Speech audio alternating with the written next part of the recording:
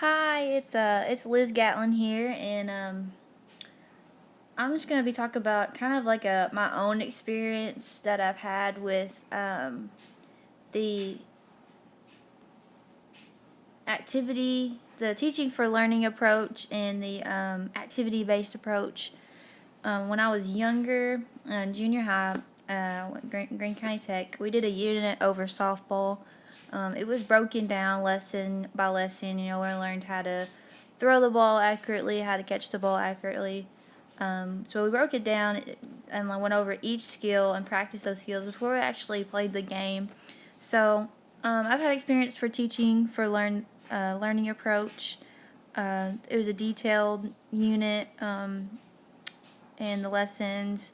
We would provide feedback from our coaches, from our teachers, and that was an example of the teaching for learning approach.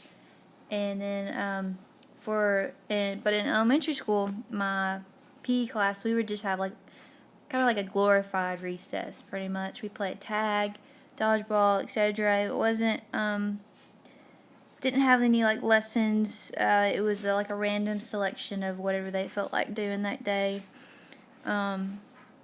Yeah, I went over a few rules, kind of like it says here. May go over rules, name moves on skills, all just gameplay really.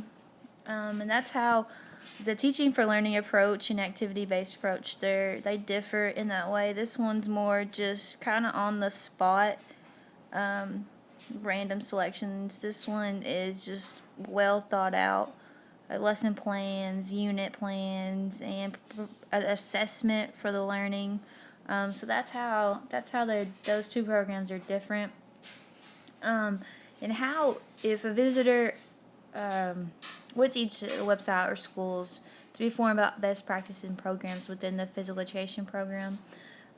Just finding research online and figuring out lesson plans that you could do. And I think really the teaching for learning approach is the best. I know Professor Dory, you do teaching for learning approach in our team sports class, and you made sure that's what we did that. And I think that's probably the best way to do it because you just want to fully teach your students on how to do the lesson, not just find random games.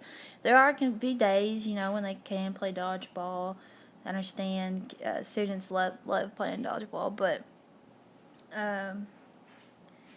it's a physical education class, so you want them to be physically active, and learn various skills, not just what they already know, running, throwing.